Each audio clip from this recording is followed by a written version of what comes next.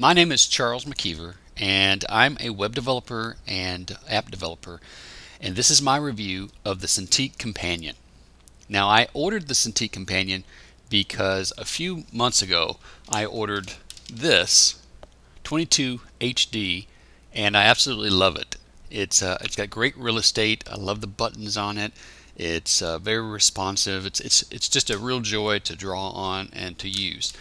But it's not very portable, and I wanted something that I could actually sit on the couch and use, or go to a coffee shop, or just take with me on the road, and something that would encourage me to use and be creative on a regular basis. The Cintiq 22 HD is fantastic when you're at your desk, but it's not very portable. So I wanted something that was portable. So I looked into the Cintiq Companion line when it came out, and of course there's two versions. If you don't know, there's the Windows 8 version, and then there's an Android version. Now, if you listen to Wacom's Hangouts and their videos and things like that, they'll tell you that they're not really two versions. They're actually two separate devices, and they're intended for two very separate purposes. And now that I have used them, I can see how they say that, but it's caused a little bit of confusion for the customers. So anyway, I ordered the Windows 8, I'll call it the Windows 8 version, because it had everything all in one. There was no need to tether it to a computer or anything like that, and you could take it on the road and you could use it.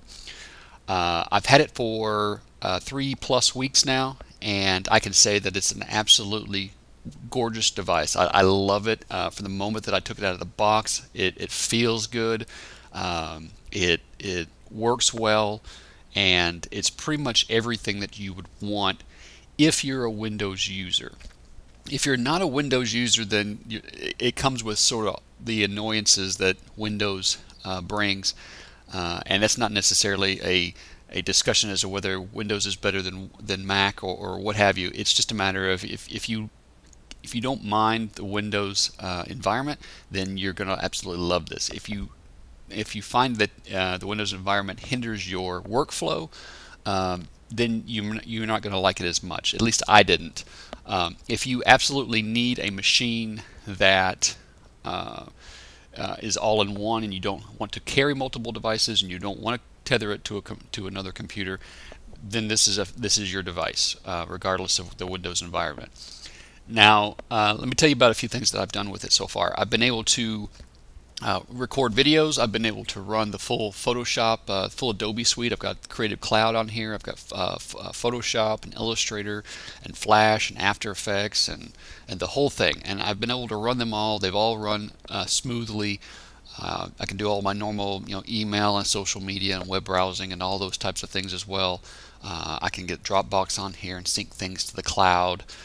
I haven't had any problem. So as far as computing is concerned, this is a computer. It's a full-size, full-purpose computer. So I haven't run any 3D applications on it, or any kind of AutoCAD or anything kind of really processor-intensive stuff, and I haven't done any gaming on it.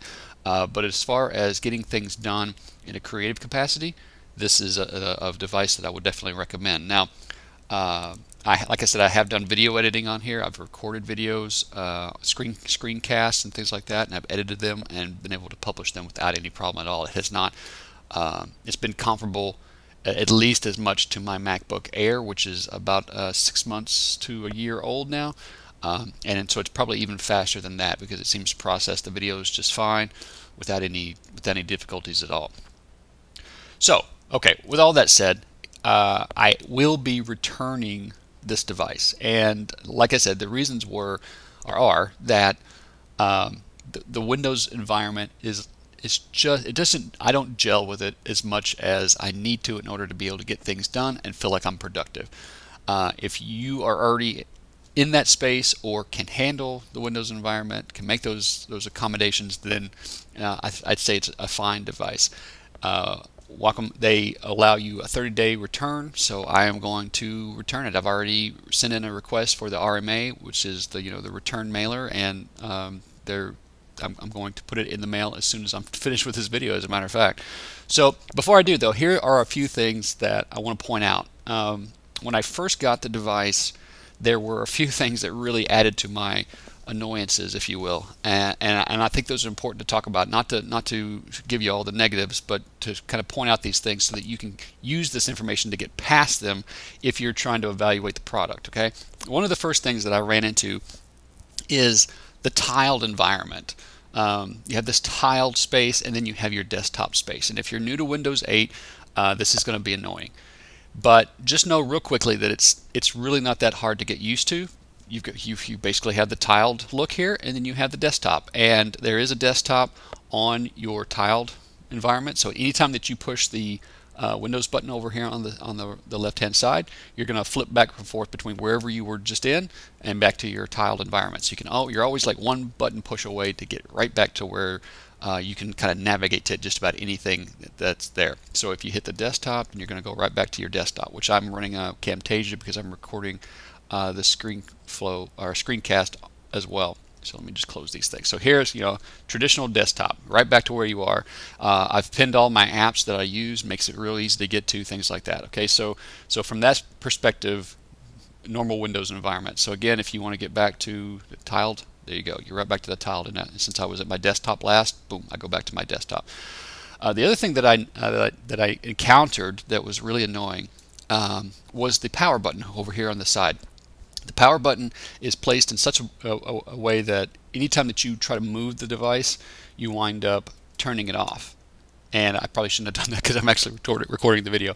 But it on the plus side, it shuts down really quickly. Let me see if my video is actually recording still. Okay, it says it is. We'll see. It shuts down really quickly, and it comes back up really quickly. I'm talking a second and a half, 2 seconds. Okay, so which is really great. The only thing is that when you first get it, the Windows default is that you have to log in every time you bring the machine back up. So if you've put it to sleep and bring it back up, it wants you to log in, which is fine. I mean, it's not a real big deal, but you have to tap the screen, and you have to tap out because there's no keyboard, so you have to tap out your password, and that's a little bit annoying. So what I did is I went in and I actually turned off the Windows password requirement when you first start the machine. So go into the control panel and turn that off if that's if you're in an environment where you feel secure to do that.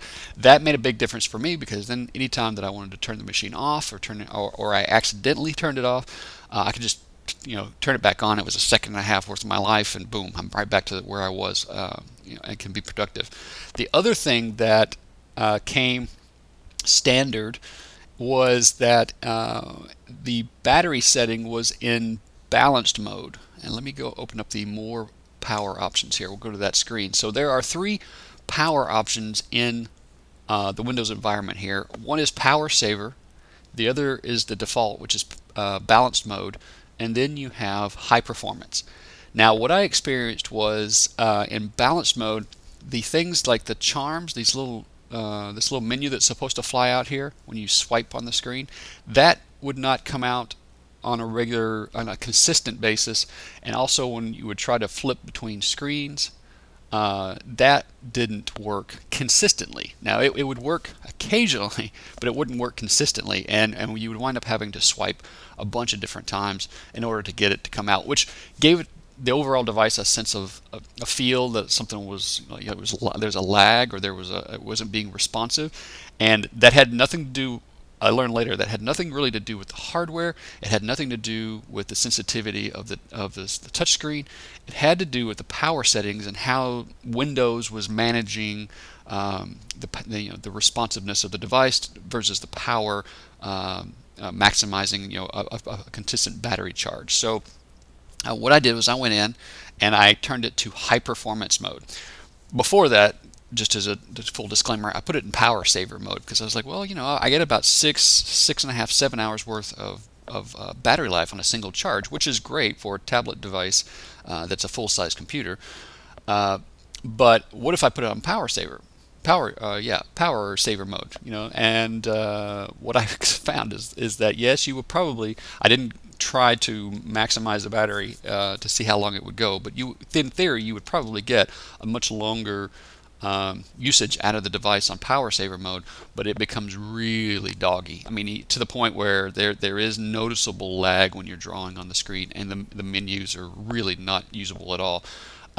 So I said, well, based on that, if that's the other end of the spectrum, let me go to high performance mode. So I put it in high performance mode, ran it for a little bit, and it didn't really. There were some things that changed when I flipped over to high performance mode, but I didn't really get the sense that my whole environment had changed. And somewhere throughout the process, I actually had restarted the machine, and then I really began to see the changes. So if you put it in high performance mode, go ahead and restart if you're at a point where you can do that, and make sure that everything's cleared out and you're kind of starting up fresh in this high performance mode. And what I found was that the charm menu, is much more responsive. It comes out whenever I want it to. I can flip between screens pretty effortlessly, which I actually passed up my screen there. And so everything works great. So I would definitely say put it in a high performance mode, and you'll see it'll be a much different experience overall. The other annoyance that I experienced was that the keyboard doesn't always pop out. So let's open up Photoshop. Now that's just Photoshop, Creative Cloud, Photoshop, and boom, it pops open pretty quickly. And remember, I am recording a video and doing other things here, so it pops open pretty quickly. When I go to File and New, when I put my cursor in the input field, you would expect a keyboard to pop up so I can make some kind of input changes, and it doesn't. And that's kind of it's just an annoyance, right? It's not a big deal, but it's something that the operating system should handle for you automatically. So it doesn't do that. There is a keyboard down here on the right hand side. You can toggle the keyboard. But what I've done is I've actually mapped the express keys over here. Not that one. I've actually mapped the express keys over here to some of the common things that I use. So save, cut, copy, paste, all those types of things that kind of keeps me from going up here to these navigation, these menu items. And we'll talk about that in just a moment. But so anyway, I've mapped these, and so what I've done is basically, I'm going to reach around here. I have done this so that as I work, I can keep my hand here, and I can slide my hand up and down, and so I can do things like toggle the keyboard whenever I need to input some numbers or type out some words or something like that. So so that's made it really very easy to use. So that was the other thing. Just go ahead and map up these express keys. They're very customizable. You can map all these guys up to radial menus or quick keys or whatever you want. The only thing that you can't map is this Windows key here in the middle, which gets you back to the tiles environment. But that's okay. I'm not particularly dependent on that, so I really don't care. Some people are annoyed that that's the case, but whatever. Just have to get around it. And the other thing is that these express key, these little menus, these on-screen menus, you can put these wherever you want. So, for example, if I go into the express key configuration here, I can do things like on this on-screen menu, this first one here, I can say I want it to be a little different configuration. So you can kind of manipulate these things and put them where you want, and so that way if you wanted to, you could have multiple on-screen menus, and you could put them down here at the bottom or on the side or at the top or whatever, and you can move them around. And I found that I did a lot. I would wind up moving them around depending on what application I was in. So I would put things, I'd move them around, and then okay, I'll go over here, and then I wind up having to do something, I'd move it around. So I think this is a great idea. So Wacom did a great job of giving you additional shortcuts. Now the reason for that, of course, is for workflow, but it's also for this, the resolution on this screen is such that the menu items are very small. So when you go up here, these items are really tiny, which is fine. I mean, I get it, which is fine because for the most part, let's go open this up, Photoshop document. For the most part, your workspace is here. Most of the middle here is your workspace.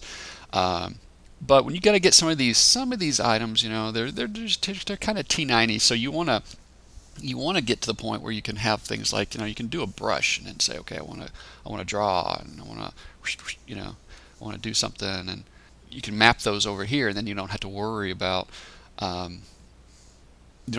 messing with these menu items at the top. The other thing that I noticed, and this was an annoyance and something that I just had to learn, was not necessarily the tablet's problem, and really wasn't even Windows' problem. It was the software vendor's issue. Now, what I'm talking about is, let me start up Sketchbook Pro here, and then let me get something and draw some stuff here. Let me bring up Flash. So here's what I'm talking about, is touch, multi-touch. Not every software package supports multi-touch fully or in the same way. Sketchbook Pro seems to support it fairly well. I can rotate the canvas and I can zoom in and I can move around. My fingers are actually cold this morning, so I don't know if that has anything to do with it. But you know, I can move around. I can do the things that I want. So when I'm drawing, you know, I can say, okay, I want to move. I want to zoom in. I want to get a little closer to that. I want to do something. Blah blah blah. Okay. Flash, I can do pretty much the same. Oh, if I had a brush, I can do pretty much the same thing. I can draw. Okay. I can do that, and then I can sort of see the canvas doesn't rotate, so it doesn't do multi-touch like that. And of course, it's picking up my finger. But I can zoom in, and so what I did was, that's where I got into, well, I'll just pan, and then I'll brush, and then I'll pan, you know, and then I'll brush, and then I mapped some keys over here for zooming in and out, which, you know, that kind of alleviated the need to be able to do the multi-touch. Now, when you go to Photoshop and you want to do that same thing, Photoshop doesn't support it at all. I mean, it doesn't even do your finger. Yeah. That's one of the things that was an expectation of mine, because this is a tablet. I thought I was going to be able to do multi-touch like I would do on an iPad or an Android device, and it really depends on each software developer and how they implement touch in that application. So that's not a Wacom issue. That's a software issue. So maybe over time the developers will implement these better. But for right now, just know that each one does it differently, and they're not consistent between applications. Sketchbook Pro was the one that seems to be the most consistent, and it, of course, is on Android and iPad, and so that makes sense that they would already be in the multi-touch space. Now, one of the things you might notice is that when I'm holding the pen like this, I can seem to grab it and move it around pretty consistently. When I've got the pen like this and I've got the pen close to the screen, there are times when, can you see how the cursor, you might not be able to see that, you probably see it in the recording, but if I move the pen away from the screen, the cursor shows up and it disappears, and it shows up and it disappears. The pen has a proximity, or the tablet senses this proximity to the pen, and whenever the pen's close to the tablet, it disables touch. And so there are times when you kind of have to move the pen away from the screen in order to be able to get the multi-touch, you know, that way. And just know that this end and this end are can cause the screen to activate. So you kind of need to move the pen out of the way. So anyway, there's just some issues like that. And again, I think those are the software issues and not hardware issues. Okay. So here's the thing. I would definitely recommend this to anyone who is interested in a mobile computing device that they can draw on the screen, that they can do a full range of computing and creativity. Definitely change the power settings. There are some few things that you can set, like the on-screen menus and the password. Those types of things will help with the overall experience. And like I said, the high performance thing, I think that's probably the #1 tip that I have is change it to high performance, and then that way you'll get a much better experience overall. So I had one last tip, well actually two last tips. One, the serial number or the key for Windows is actually on your power brick. That's been a point of confusion for people. The other thing is that the apps that you install don't really always show up here on the tiled screen, but if you tap the screen, or if you push the screen up, you will see all your apps that you have installed. So that was actually kind of an Easter egg for me for a while. I didn't know that was there. So just know that you can swipe this way and you can find everything that you've installed. So that's it. So that's my review. So I hope that you've enjoyed this. I will be doing a review on the Cintiq Hybrid, Cintiq Companion Hybrid. I have that device here, and this is the one that I'm actually keeping, and I'm sending back the Windows 8 version. And I will go through all the features and tell you all about that one in another video. I will be doing a comparison video as well. I've taken pictures of both devices, and I'll just kind of do a voiceover and talk about the differences between the two, and reinforce some of the facts that I've shared here, and some of the things that are different on the hybrid. So, okay, thanks for watching, and be sure to leave any comments below. I will be sending this back, like I said, but I will try to answer your questions as much as I can. I might not be able to answer specific application questions or settings now that I'm sending the thing away, but I can answer any kind of experience questions that I've had personally. So leave your comments below, and thanks for watching.